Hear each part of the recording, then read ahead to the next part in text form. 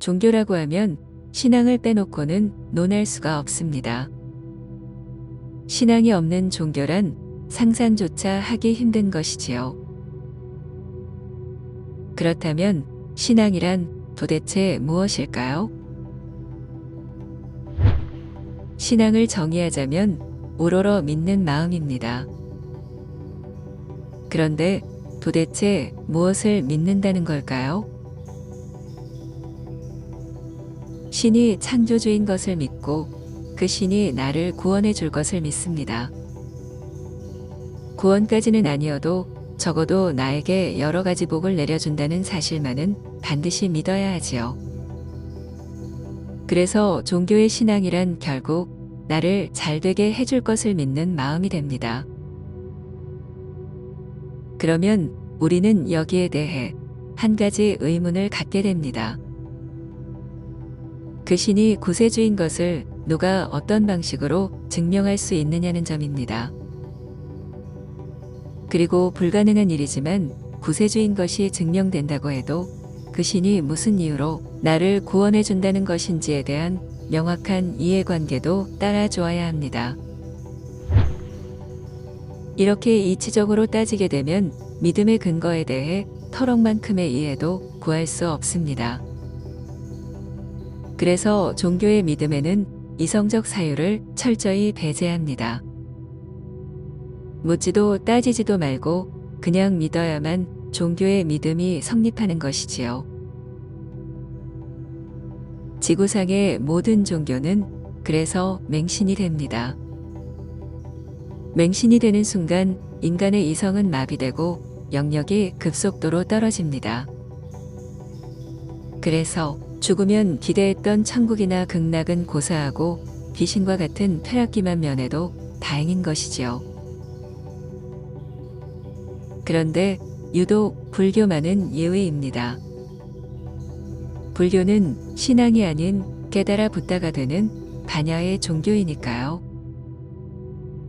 부처님을 신앙하는 것이 아니라 부처님과 똑같은 의식의 경지에 이르려는 가르침인 것입니다.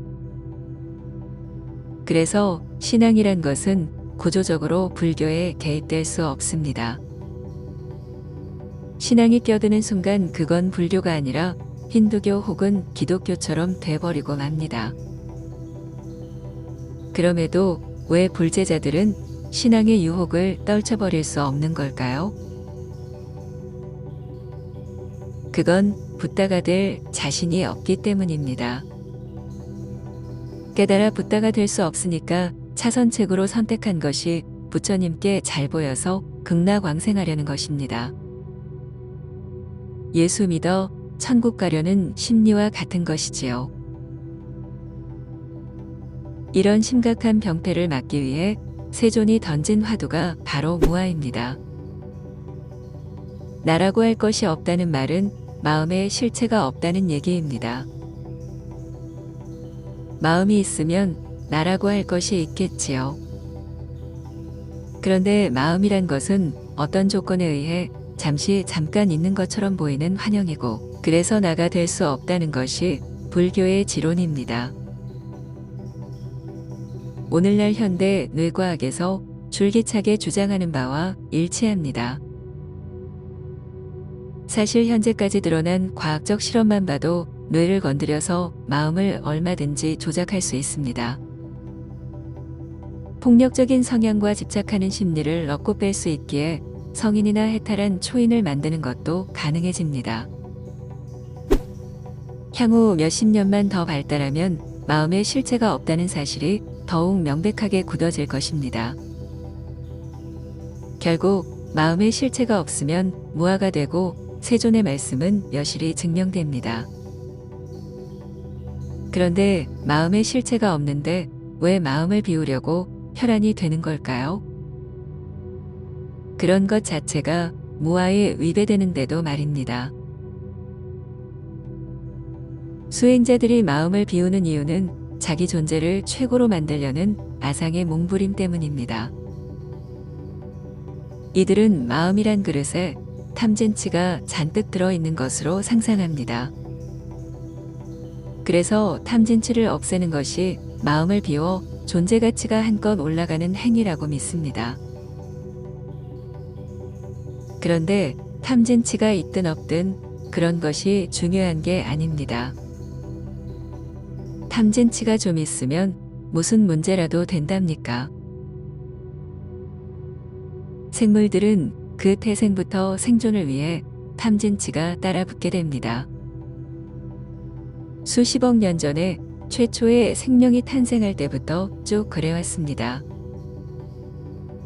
탐진치 자체는 자연스러운 생명 현상이고 그것이 지나쳐서 사회 질서를 훼손할 때에 문제가 되는 것이지요. 다시 말해 탐진치를 적당히 제어하는 선에서 멈춰야지 그것을 뿌리째 뽑아 없앨 이유가 없는 것입니다. 그럼에도 탐진치를 없애 마음을 비우고 깨달음에 이른다는 등식을 만들어내는 것은 오늘날 불교의 서글픈 현실입니다. 사실 모든 것은 쓰기 나름입니다. 탐을, 진리를 탐하는 데에 진을, 진리를 모르는 무명에 대한 분노로, 치를, 나 자신의 아상을 점검하는 수단으로 각각 쓴다면 그 가치는 무궁합니다. 그리고 탐을 더 많은 세상을 담기 위한 관으로 진을 대상에 더 깊이 몰입하는 공명에, 치를, 아상을 줄여 화광동진하는 데에 각각 쓰면 그 자체로 실존의 창조성이 몸에 물씬 배이게 됩니다.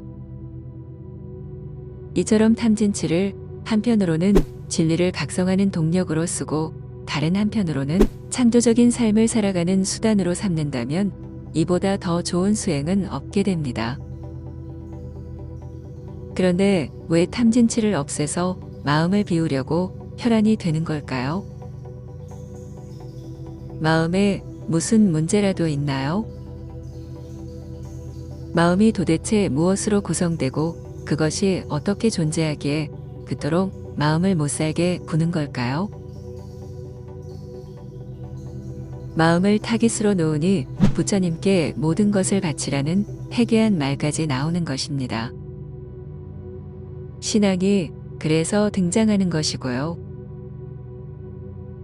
이런 병폐 때문에 세조는 무아를 기치로 꺼내든 것입니다. 무아가 되는 순간 마음은 병립될 수 없고 남는 것은 오로지 생각뿐입니다. 사실 수십조 개의 단세포들이 내는 목소리가 종합된 것이 생각이고 이런 생각이 저장된 기억 체계가 마음입니다.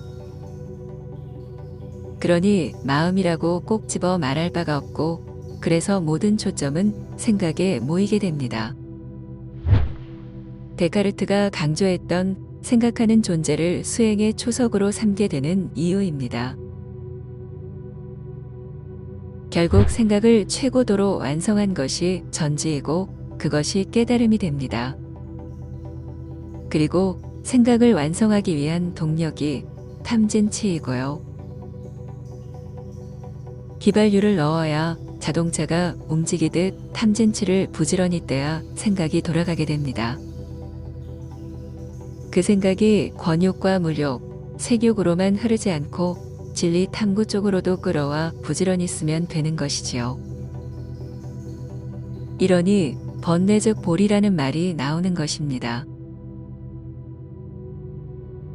거듭 말하지만 불교는 마음 비우기가 아니라 생각 완성하기입니다. 전 세계의 모든 종교들이 예외 없이 마음 비우기를 추구하지만 유독 불교만 생각 완성을 지향하고 그래서 반야의 종교이고 무상정등각이 가능하게 되는 이유입니다. 당신은 아직도 마음을 비우기 위해 무던히 애쓰고 계시나요? 그럴 시간에 당신의 생각을 완성해 보는 건 어떠신가요?